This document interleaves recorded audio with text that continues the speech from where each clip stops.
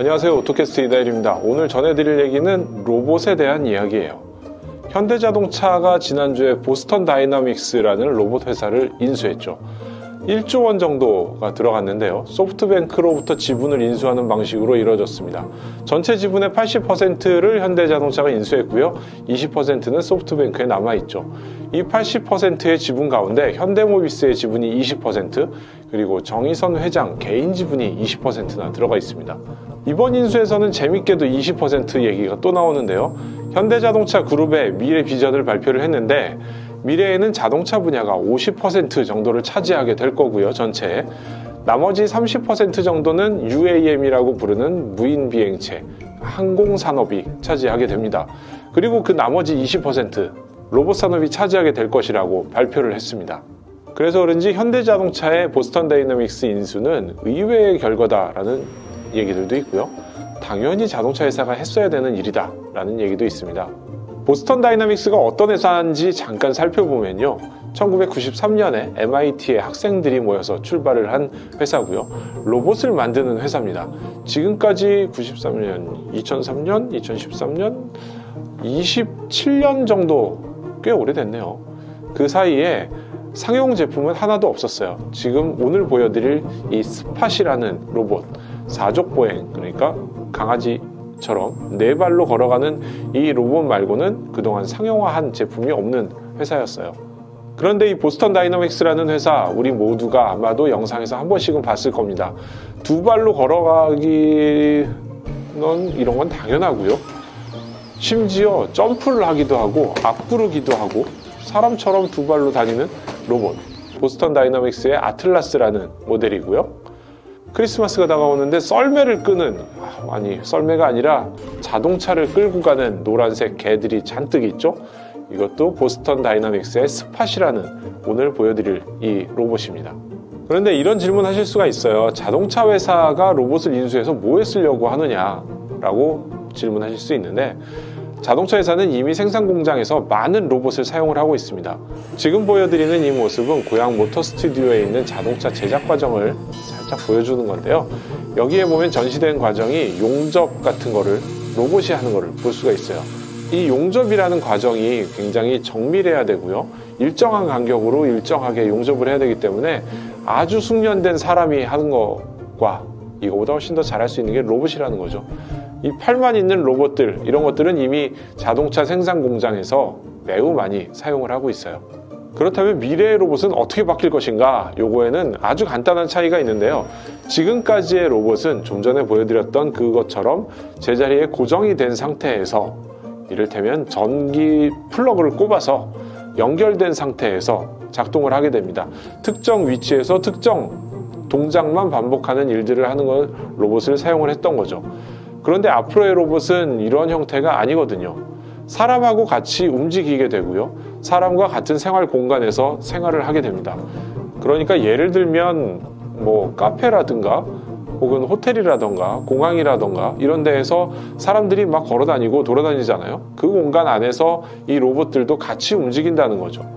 그럼 기본적으로 연결이 돼 있지 않아야 되고요. 배터리를 이용해서 자유롭게 스스로 판단을 해서 주행을 하게 되는데, 이 부분이 바로 자동차의 자율주행하고 매우 닮아 있는 기술이에요. 이 로봇 기술과 자동차가 얼마나 닮아 있느냐면은 혼다에서 내놓은 로팟이라는 로봇을 보면 알 수 있어요. 이 로팟이라는 로봇은 어린아이들, 그러니까 7살 초등학교를 처음 가는 아이들을 위한 로봇인데요. 어깨 위에 올려놓으면은 이 로봇이 후측방 감지 센서, 정방 감지 센서, 그 다음에 GPS를 신호를 받은 내비게이션의 역할까지 하면서 뒤에서 차가 옵니다, 앞에를 조심하세요, 횡단보도는 뭐 어떻게 건너야 됩니다. 이런 안내들을 해주는 거죠. 자동차에 이미 들어있는 내비게이션과 안전장치들 기술을 모아서 한쪽에 넣은 거, 이것이 바로 로봇이에요. 이런 로봇들을 만들어내다 보니까 자동차 회사들과 로봇 회사는 사실 분리하기가 힘들 정도로 매우 밀접한 관계를 갖고 있어요. 현대자동차가 보스턴 다이나믹스를 인수한 것도 바로 이런 지점에 맥락이 있습니다. 지금 보여드리는 이 스팟이라는 로봇을 보면요, 우리나라 돈으로 한 8천, 9천, 거의 1억에 가까운 금액이 됐는데요, 우리나라에는 아쉽게도 정식 판매 이런 거는 하지 않고 있어요. 일본이나 미국 같은 경우에는 개인들이 구입을 할 수도 있다고 하는데요, 굉장히 고가이기 때문에 아직은 구매하거나 이렇게 많이 알려지진 않았네요. 이 로봇은 배터리를 이용해서 약 2시간 정도 가동을 할 수가 있고요, 그 위에 등에 무엇인가 다른 장치를 연결하게 되면은 이건 역시 같은 배터리를 공유하기 때문에 구동 시간이 좀 더 줄어들기는 합니다. 사람이 걷는 속도하고 비슷하게 이거보다 조금 더 빠르게 움직일 수가 있고요, 계단도 올라갈 수 있고 험지, 산 이런 데도 올라갈 수가 있어요. 그래서 이 보스턴 다이나믹스의 스팟의 주 용도는 재해 현장에 로봇을 투입해서 군환 활동을 한다거나 혹은 건설 현장에 투입을 해서 3D 스캔을 할 수 있게 위에다가 라이다 센서를 달아가지고 3D 스캔을 해서 그 결과물을 가지고 산업에 활용할 수 있게 하는 정찰 역할 혹은 구호 역할, 이런 것들을 할 수 있는 거죠. 우리나라에도 연세대학교에서 2대를 갖고 있기 때문에 현대자동차가 연세대학교의 협조를 얻어서 잠시 시연을 해줬습니다. 이 스팟을 살펴보면은 전체적으로는 5군데의 카메라가 있어서 물건을, 사물을, 주위를 감지를 하는 거죠. 2개의 카메라, 2개 이상의 카메라가 한 군데에 들어있는데 이건 마치 사람의 눈과 같은 역할을 해서 양쪽 눈으로 보면서 원근감과 공간감을 판단을 해서 어떻게 움직여야 되는지를 판단을 하게 되는 겁니다. 이게 앞뒤 좌우 이렇게 막 달려 있는데요, 총 20개 정도의 카메라가 달려 있어요. 자율주행 자동차처럼 레이더나 라이더를 사용하는 건 아니고요, 마치 최근에 테슬라의 자율주행처럼 오토파일럿이라고 하죠, 카메라만을 이용해서 움직이는 그런 방법을 사용을 하고 있습니다.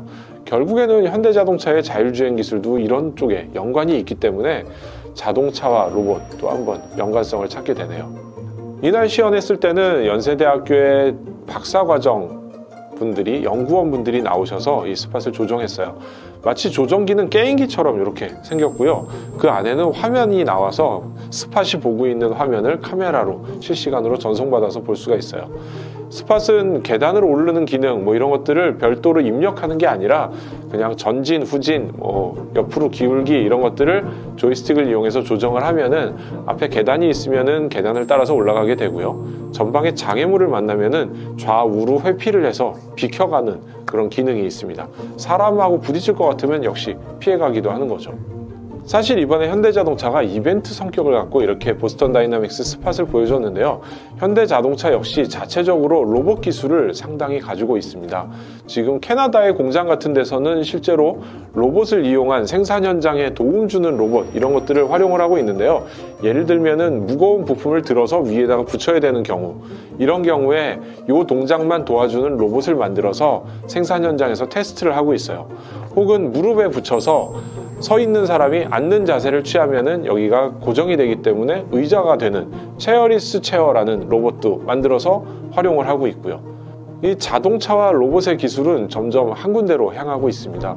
최근에 현대자동차가 발표한 어린아이들을 위한 감정을 인식하는 자동차 키즈카를 보여줬었는데요, 아이들의 감정, 심장박동이나 체온이나 이런 것들을 판단을 해서 지금 어떤 상태고 병원에서 어떤 치료를 할 수 있고 치료실까지 가는 길을 좀 더 편안하게 걱정하지 않게 감정을 살펴내는 역할을 하는 그런 차를 만들어서 시연을 하고 있다고 했거든요.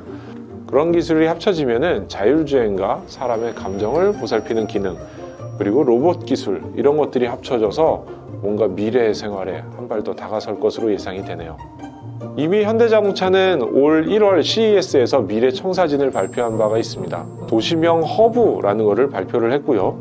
허브라고 예를 들면 고수부지, 터미널 이런 데에 설치를 하는 구조물인데요.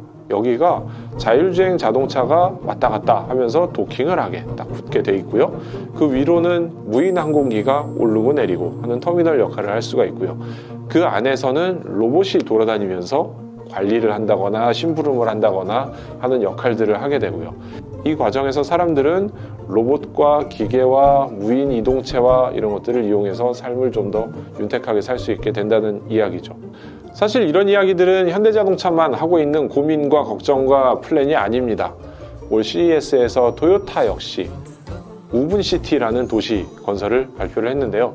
이 도시에서는 실제로 이 팔레트라고 하는 로봇이 물건을 운반하게 돼요. 바닥만 있는 로봇인데 얘가 자율주행을 하면서 이 위에다가 택배나 우편물이나 기타 심부름거리 같은 거를 올려놓으면 배달을 하는 구조로 되어 있고요. 이외에도 많은 자동차 회사들이 로봇 기술과 자동차와 자율주행과 미래의 운송수단, UAM 이런 주제들을 가지고 연구를 계속하고 있습니다. 아마 말 그대로 50%는 자동차, 나머지 30%는 항공, 20%는 로보틱스, 이런 세상이 아마 빨리 올 수도 있겠네요.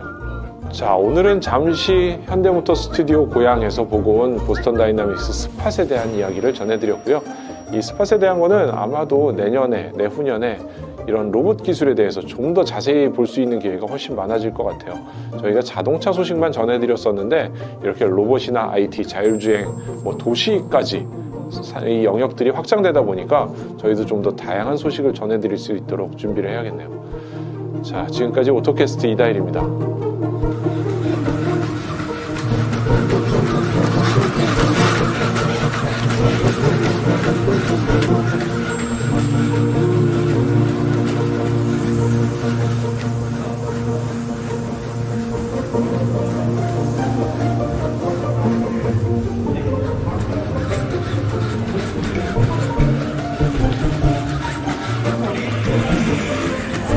서비스 중에서도 흔히 보스턴 행사가 가지고 있는 수많은 기술과 인지 능력, 제어 능력 등을 통해서 시선 조사를